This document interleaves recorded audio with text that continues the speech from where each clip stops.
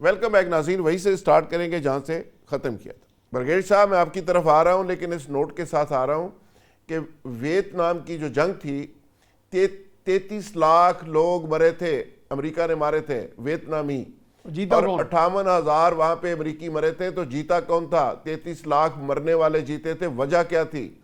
वजह यह थी कि उन्होंने हौसले से लड़ा, मुकाबला किया, और उन्होंने समझा कि ये हमारी सर्वाइवल की लड़ाई है, हम आखिरी बच्चे तक मरेंगे।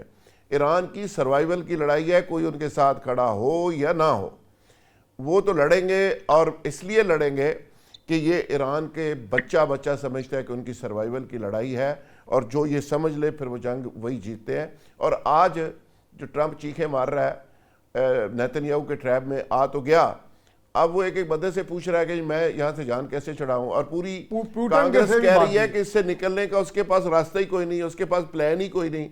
ब्रिगेड साहब, जंगें ऐसी लड़ी जाती हैं? ब्रिगेडी साहब तो यही लड़ते रहे। देखिए, पहले मैं अब्दुल सिद्दीक साहब का सवाल का जवाब देना चाहता हूँ। भाई, मुझे आप ये बताएं, हम इस वक्त दो खौफनाक जंगें लड़ रहे हैं।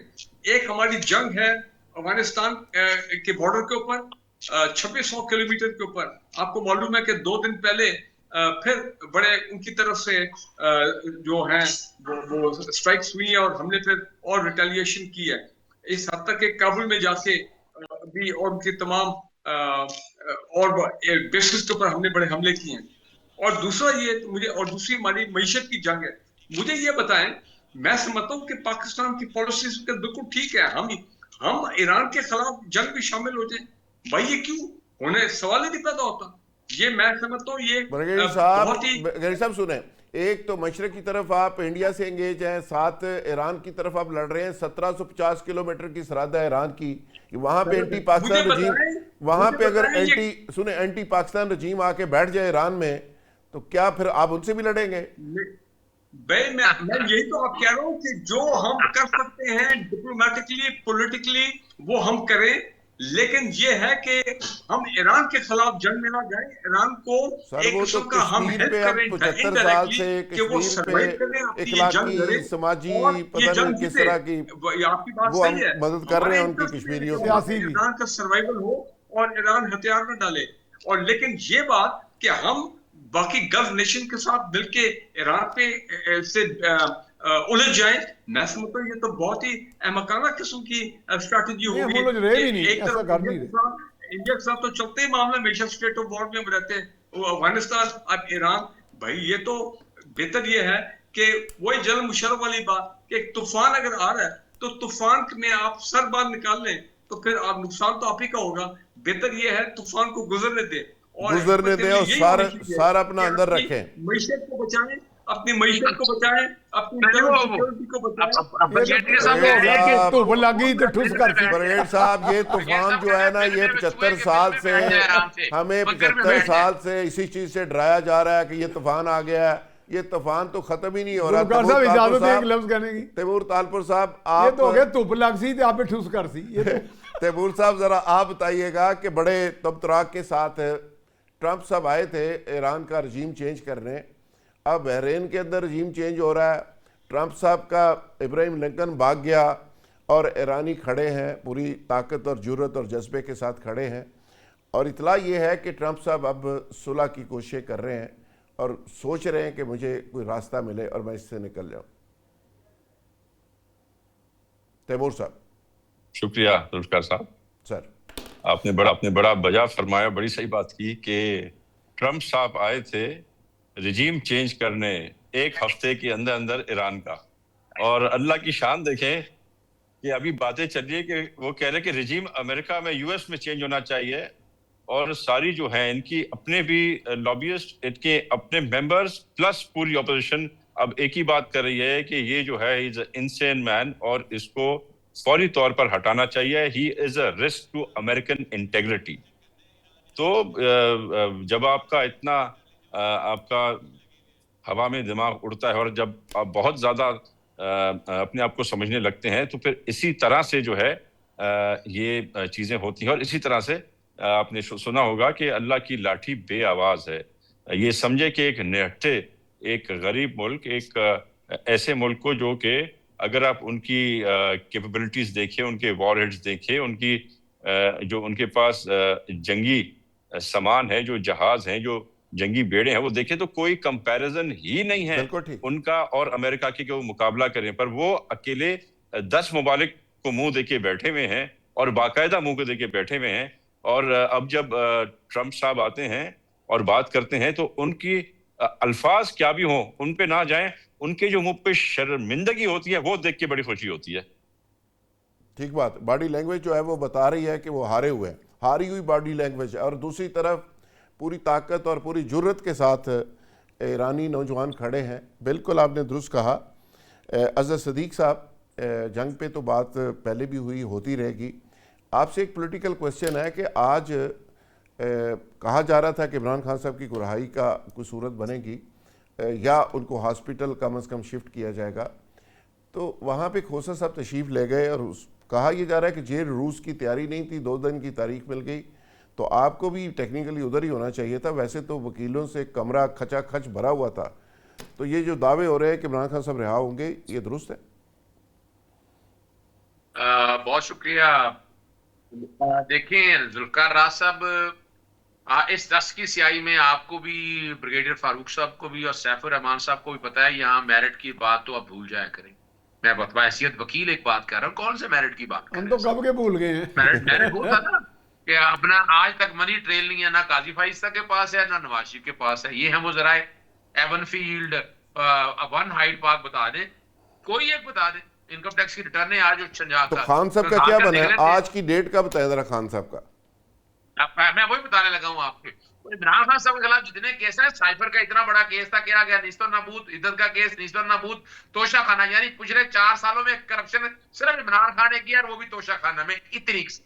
जरा जरा आपको तो पता है ना इस वक्त टेंडर किस तरह हो रहे हैं, इश्तेहार किस तरह दिए जा रहे हैं, अखबारी इश्तेहार, कंपनियां क्या हो रही है। सिर्फ बताने का मकसद है कि यहाँ कोई एक बता दे। आप जरा गौर करें भाई, जहां लाहौर के अंदर 50 करोड़ का रिवॉल्विंग रेस्टोरेंट बन जाएगा, 2 अरब के करीब बसंत पे लगा देंगे, 3 अरब आप लगा देंगे।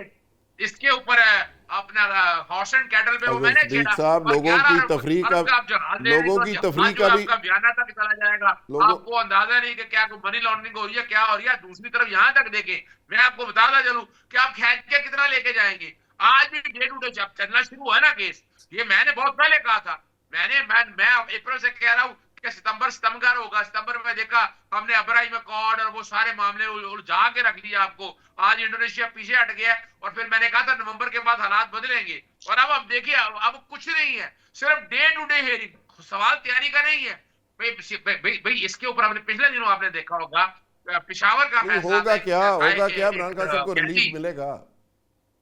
ये बिल्कुल मिलेगा रिलीफ। अब कोई चक्कर नहीं, किसने रखना है अपने अंदर भाई। इलाज कराने अशफा से कराए, जहां से मर्जी कराए।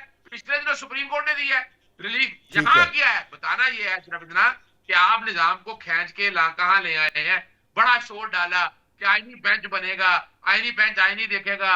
अब क्या है, यानी अंदाजा लगाए कि नैब में तरमीम करके अपीलें भी वो सुनेगा। बंदा एक सवाल पूछे, आइन में तशरीह होनी है कोई, लेकिन बताना मकसूद ये है कि आप जितना मर्जी आप खींच के रख ले, बड़ा मुश्किल है। जून तक आप बड़ा खींच के, जून से पहले इमरान खान जेल से बाहर होगा, इनका इलाज भी हो रहा होगा और मुल्क से नहीं भागा। याद रखिएगा, पाकिस्तानी तारीख में जितने लीडर उठाकर देख ले, उनकी जेलें कैसी थी, अस्पताल जाना कैसे था। तैमूर साहब, आपको भी लगता है कि इमरान खान के केस सारे बस सहमे फारिग ही हैं और आज भी डे टू डे हियरिंग शुरू हो गई है और उनको रिलीफ मिलने वाला, जैसे अजहर सदीक साहब कहते हैं? देखिए जी, मेरे भाई ने बातें तो बड़ी अच्छी की और मैं भी as a human being, as a politician ये दुआगू ज़रूर हूँ कि उनका इलाज होना चाहिए, बेहतर से बेहतर इलाज होना चाहिए। जो फंडामेंटल राइट्स हैं किसी भी सिटीजन के, किसी प्रिजनर के, वो उनको भी मिलने चाहिए। पर अफसोस के साथ मैं नहीं देख रहा कि जो एक्सपेक्टेशंस हैं खोसो साहब की वो पूरी होंगी जिस तरह से वो चाहते हैं, जिस तरह से मैं भी चाहता हूँगा एज ह्यूमन बीइंग कि उनका जो इलाज है वो हो, बेस्ट फैसिलिटी में हो, बेस्ट अस्पताल में हो। अगर ज़रूरत है मुल्क से बाहर इलाज करें तो क्यों ना हो। पहले भी ये रहा है हमारे पास कि किसी को ऐसा इलाज की ज़रूरत पड़ी है, किसी कैदी को, तो मुल्क से बाहर भी गए तो आज भी जा सकते हैं। पर जो हालात में देख रहा हूँ उन हालात के हिसाब से मैं ना तो उनका इलाज अस्पताल में होते हुए देख रहा हूँ, अच्छा। मैं उनका इलाज बेहतर इलाज होते हुए देख रहा हूँ, पर जेल के उन्हीं 4 दीवारों के अंदर देख रहा हूँ अफसोस के साथ। और अभी तक खान साहब का अगले, मैं समझता हूँ कम से कम 1 साल तक मैं उनको चाहता जरूर हूं कि वो जेल से बाहर आए, पर जो हालात चल रहे हैं, जो जिस तरह से पिचिंग हुई है, तो मैं नहीं समझता कि अभी फिलहाल साल, सवा साल, 1.5 साल तक खान साहब जेल से बाहर आएंगे। और मैं समझता हूँ उनको अभी और मजबूर करने की कोशिश की जाएगी, किसी न किसी बात पे आ जाएं, किसी चीज पे आ जाएं। तो अगर वो उस बात पे आ गए तो शायद बेहतरी हो। फिलहाल मैं नहीं समझता कि ऐसा कुछ जो हम समझ रहे हैं ऐसा कुछ होगा, specially in the near future. मैं इसमें एक लाइन यानी मकबूलियत को कबूलियत मिलेगी तो मामला आगे चलेंगे। एक चीज ऐड कर दूं, सिर्फ एक चीज। देखिए, तालपुर साहब ने बड़ी इंटेलिजेंट, बड़ी खूबसूरती से बता दिया जो मैं कह रहा हूँ कि मैरिट शैरिट कोई नहीं है। खुदारा वो जहाँ कहीं बैठकर फैसले हो रहे हैं, किस तरह हो रहे हैं। नहीं, तैमूर साहब तो बड़े डिसेंट आदमी हैं। उन्होंने अपनी ख्वाहिश का इजहार कर दिया कि मैं चाहता हूँ उनका इलाज भी हो। लेकिन ये भी बता दिया कि नजर क्या आ रहा है। इसका मतलब क्या हो गया ना, मैं कह रहा हूँ कि अब वो सारा काम मरवाए मत। लेकिन वो कहते हैं मरवाए मत। लेकिन क्या करें, वो कहते हैं कि सब कुछ सच तो बता के जो मैंने कही वही कह दिया उन्होंने।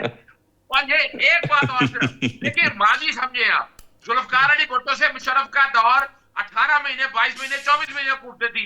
फिर मुशर्रफ के दौर से अब तक कोई वजीर आज़म 5 साल पूरा नहीं कर सका। तो शहबाज शरीफ साहब के 4 साल पूरे हो चुके हैं, उसी तरह जैसे नवाज शरीफ के हुए थे, उसी तरह जैसे यूसुफ रज़ा गिलानी के हुए थे, उसी तरह जैसे इमरान खान के। अब उन्होंने बेचारा ने घर जाना है, बेहतरीन मुलाजमत कर ली है। तो सर जी, जो दवाई उनके पास है वो किसी और के पास थी नहीं। वो तो सेम पेज वाले लीडर हैं और साथ चलने वाले लीडर हैं और बड़े जबरदस्त विजन के मालिक हैं। अच्छा, मैं इधर साहब 1 मिनट दे दें जरा, आप माशाल्लाह रतबुल लिसान हैं बड़े।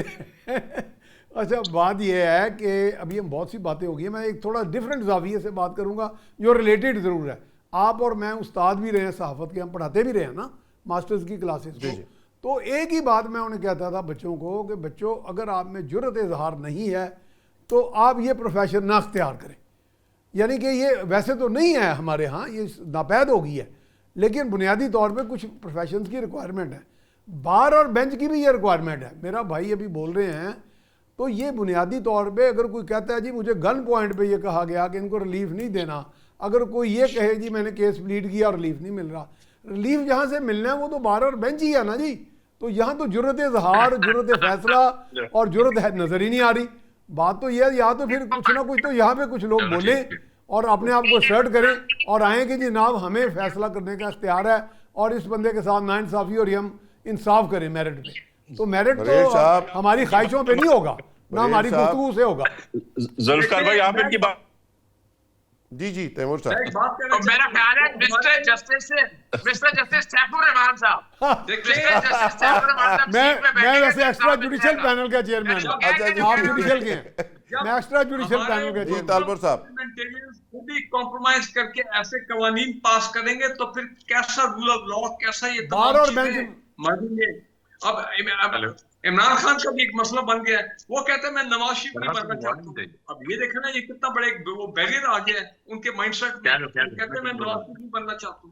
तालपुर साहब, पता नहीं, तालपुर साहब ठीक है, आप कुछ कह रहे थे। जुल्फकार भाई, पहले तो मैं ये कह रहा था कि जो एडवाइस आपको मिल रही है, आपको मेरी ब्रदरली एडवाइस है कि उस एडवाइस पे मत चलिएगा। आप बेहतर चल रहे हैं। कम से कम 2-4 साल इनकी एडवाइस मत लीजिएगा। थोड़ा लाइट हो गया प्रोग्राम, ब्रिगेडियर साहब से सलाह मशवरा करेंगे, वो क्या कहते हैं इसके बारे में। और अफसोस के साथ ब्रिगेडियर साहब, मेरे ख्याल से जहन शायद इमरान खान साहब बना रहे होंगे या बनाने की कोशिश पे होंगे कि उन्हें भी शायद नवाज शरीफ शायद बनना पड़ेगा अगर मसले मसाइल। तालपुर साहब ये नहीं बन रहे, तालपुर साहब मैं आपको कह रहा हूँ वो नहीं बन रहा, वो नवाज शरीफ नहीं बन रहा, नहीं बन रहा नवाज शरीफ। देखिए याद रखिएगा, जुल्फकार अली भुट्टो का आप नाम लें तो समझ में आती है बात कि इससे बड़ा लीडर नहीं हो सकता। नवाज शरीफ लीडर थोड़ा है, खुदा रहा है यार, तो गिदड़ कहने तो बुरा ना लग जाए। यानी अंदाजा लगाए कि वो ऐसा क्या लीडर है, उसे ले जाते हैं वापस ले आते हैं। कौन से लीडर की बात कर रहे हैं? तालपुर साहब की बात कर रहे हैं। जी देखिए, आज एक तो हमारा नून लीग का कोई भाई है नहीं कि हमें जवाब दे। अब हम जो दिल का कहते जा रहे हैं और कोई जवाब देने चलो, की आप इतनी अलाइज ज्यादा हैं, ज्यादती हो रही है, आप तो उनके- हम जरा हौला हाथ रखें नून लीग पे तो बेहतर होगा। आप उनके एलाइज हैं, जरा आप हक अदा करें ना जी आज। नहीं जी, हम ऑफ कोर्स हुकूमत फॉर्म करने में उनका हिस्सा है, पर हम हुकूमत का हिस्सा नहीं है, ना होना चाहते हैं, और ना ही ऐसी बहुत ऑफर्स हमें आई जो हमने रिजेक्ट कर ली। हुकूमत में हमारा ना शौक है आने का, ना आएंगे। यस, हुकूमत पे आएंगे इंशाल्लाह ताला, बिलावल को चेयरमैन बिलावल को प्राइम मिनिस्टर करेंगे, पर इंशाल्लाह ताला जब उनको अवाम इकट्ठा करके लाएगी, जब अवाम उनको वोट करेगी, जब वो एक प्योर पब्लिक मैंडेट के साथ आएंगे, इंशाल्लाह तब ही हुकूमत लेंगे।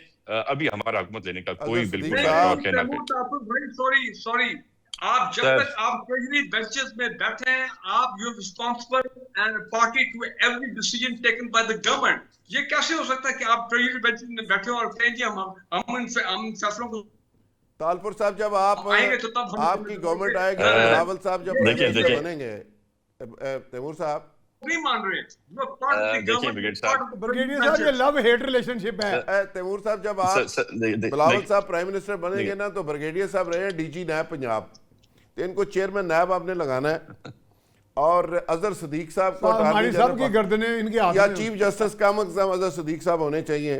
फिर देखें कि सारी चीजें कैसे ठीक ऐसा जाती हैं। पद्धर हो जानी है। सर, बात यह है कि ब्रिगेडियर साहब ने सही बात की है। We are sitting on the treasury benches, we are not on the opposition benches, but yes, we are sitting here because we have no other option, and this is the only way हम पाकिस्तान को कुछ ना कुछ बेहतरी की तरफ ले जा सकते हैं। और इसके अलावा कोई तरीका नहीं है लड़ने का, एहतजाज करने का, रोड बंद करने का, कोई फायदा नहीं है। तो हम यही कर रहे हैं कि जिस कैपेसिटी में भी इस मुल्क को हेल्प कर सकें, प्रोग्रेस की तरफ, प्रोस्पेरिटी की तरफ हम करें। पर ये भी आपने सुना होगा कि जब हम कोई ऐसी चीज देखते हैं, सुनते हैं, जो हमारे सामने आती है बगैर हमें बताए हुए, कोई ऐसा लॉ लाने की कोशिश करते हैं, तो हमने रेजिस्ट किया है, हमने झगड़ा किया है, हमने वॉकआउट किए हैं नेशनल असेंबली से। चेयरमैन बिलावल भुट्टो ने हमें उस पर डांटा नहीं है, हमें कहा है कि yes, go by the rules, और उसके बाद कुछ ना कुछ बेहतरी जरूर आई है। अगर मैं एक्सपेक्ट करूं कि हर चीज सही हो जाएगी, तो वो तो हो ही नहीं सकती। वो तो जो शायद प्राइम मिनिस्टर साहब चाहते हैं वो भी नहीं हो सकता ना, तो हम जो चाहेंगे वो कहां से होगा। पर जब भी कई असूल की बात आती है, जब कोई ऐसी चीज आती है जो हम समझते हैं डेमोक्रेसी के लिए सही नहीं है, जो शेकन कर सकती है, तो हमने रेजिस्ट किया है, और उसका हमें हमेशा जो है एक पॉजिटिव जवाब जरूर प्राइम मिनिस्टर ने दिया है। अजहर सिद्दीक साहब, ये तो कोई लंबी बारी हो गई इमरान खान साहब की, चूंकि इसके बाद बिलावल साहब आ रहे हैं, तैमूर भाई कह रहे हैं, तो इसका मतलब खान साहब का तो फिर 5 साल के बाद बारी आएगी। अच्छा देखिए, मैं तो वैसे तो ये नौजवान बिल्कुल नहीं है कह रहा इमरान कि इमरान खान साहब इक़्तिदार में आ रहे हैं। अच्छा, मैं तो वो बता रहा हूँ कि जो सियासी जमातों ने अपने हाथ पांव काट दिए हैं, मैं तो ये बात पहले दिन से कह रहा हूँ। देखिए ना, 4 साल उनके पूरे हो चुके हैं, अब अगले जो 3 साल इस असेंबली ने पूरे कराने हैं उन्होंने, तो उसके लिए पाकिस्तान पीपल्स पार्टी, मैं आज तैमूर साहब तो लेकिन खान साहब भी इक़्तिदार में जाने के लिए, इक़्तिदार में जाने के लिए खान साहब को भी उसी गेट से गुजरना है, गेट नंबर 4 से। वो कौन सा कोई और रास्ता बन देखिए, गया? मैं बताता चलूं, सवाल गेट से गुजरने की बात नहीं है। कहां देखिए, से मैं बताऊं, सवाल गेट से गुजरने की बात नहीं है। सवाल ये है कि सर्टेन प्रिंसिपल जो है ना, कुछ प्रिंसिपल्स आप अप्लाई कर लें। ये कहना कि मुल्क भी चलाना, अदारे भी चलाना, हर महकमा चलाना, बिल्कुल पुलिस ठीक भी है। चलाना, ब्रिगेड साहब फाइनल, ये नहीं पॉसिबल हो ब्रिगेड सकता। साहब हाँ साहब, कंक्लूड गेट बात क्रैशिंग करें में आप। बिलीव करते हैं। ब्रिगेड साहब, और आपने देखे आज आप कहां आकर खड़े हैं। ब्रिगेडियर फारूक साहब, 4 साढ़े 4 साल के अंदर करप्शन यहाँ हजारों अरब की हुई है। कोई एक केस बता दें, कोई एक केस बता दें आप। यहाँ कोई पूछने वाला नहीं है। एक अदालतें थी, इन्होंने अदालतों को कंप्रोमाइज कर दिया, 26वीं और 27वीं तरमीम, दरवाजे बंद कर दिए। आम आदमी धक्के खाता फिर रहा है। इस निजाम देखे पूरी दुनिया क्यों कामयाब है, वहां रूल ऑफ लॉ की बात है, वहां मेरिट की बात है।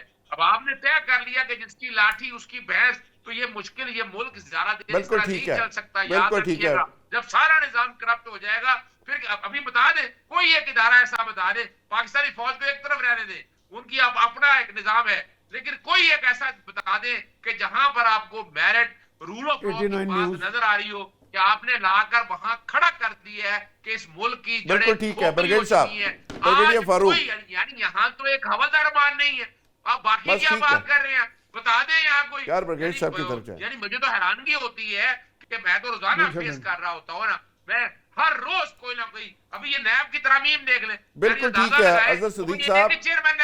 अजहर सिद्दीक साहब, माइक बंद करो। मैंने दूसरे मेहमानों को जरा शामिल करना है। ब्रिगेडियर फारूक साहब, आप जरा इस पे कंक्लूडिंग रिमार्क्स दीजिए, टाइम बहुत कम है। देखें, मैं ये समझता हूँ कि इस वक्त हुकूमत की तरजीहात बिल्कुल ये होनी चाहिए कि ये जो अभी इस जंगी वाले हालात में जो हम पे इफेक्ट आ रहे हैं उसके ये 2 महीने का काम नहीं होना चाहिए, ये काम परमानेंट होना चाहिए। ये काम for all time to come, ताकि लोगों को पता लगे कि वाकई ये सिंबॉलिक मामला नहीं है, ये बाकी हुकूमत ऑस्टेरिटी में बिलीव करती है और इसको इम्प्लीमेंट करती है। खुदारा इतनी वहां पर जो हजारों की तादाद में मैं extra सिर्फ 2 गाड़ियां बातें हैं करूंगा, और थोड़ी कुछ है, लाइट मूव Shortly जिसको जरा। ऑफ करें भाई, एक तो ताकि सदीक लोड कम सदीक हो। साहब ने कहा वो और गेट से नहीं ये जो गुजरेंगे। खान free साहब तो petrol, गेट क्रैशर हैं, वो free गेट से क्यों तमाम गुजरेंगे? चीजें, मेरा ख्याल है दूसरा पाकिस्तान रूल ऑफ द अभी लॉ चीजें हमारे मुल्क में अफोर्ड कहाँ नहीं है? कर सकता। जहाँ पे रूल ऑफ द लॉयर आ गया, वहाँ रूल ऑफ द लॉ गया। तैमूर तालपुर साहब, concluded remarks finally sir. Sir देखें, हम सब अपनी अपनी बातें कर रहे हैं और ऑफ कोर्स इस हुकूमत में बहुत फॉल्स हैं, बहुत खराबियां हैं, बहुत मसले हैं। कुछ लोग तो मानने को भी तैयार नहीं है ये हुकूमत है या ये हुकूमत नहीं है। पर मेरे ख्याल से सिर्फ एक चीज़ देख के खुशी होती है कि कुछ ना कुछ जो हालात थे पिछले 2 साल में बेहतर हुए हैं, कुछ ना कुछ जो चीज़ें थी वो आगे चली हैं और अल्लाह करिए जंगी सिचुएशन जो है इससे हम बचें। कुछ अमेरिका अपने होश के नाखून संभाले, जो मैं समझता हूं कि संभाल रहा है, और पाकिस्तान अपना एक पॉजिटिव रोल प्ले कर रहा है, वो करता रहे। बिल्कुल ठीक है। और at the moment I don't see long term policies. At the moment I see जो थोड़ी थोड़ी बेहतरी आ रही है उसी पे अल्लाह करे हम चलते रहें और ज्यादा नुकसान से बचें। Great great. तमाम मेहमानों का बहुत शुक्रिया जी। कल इंशाल्लाह नए प्रोग्राम और नए मेहमानों और नए मौज़ूआत के साथ दोबारा हाजिर होंगे। तब तक के लिए शुक्रिया।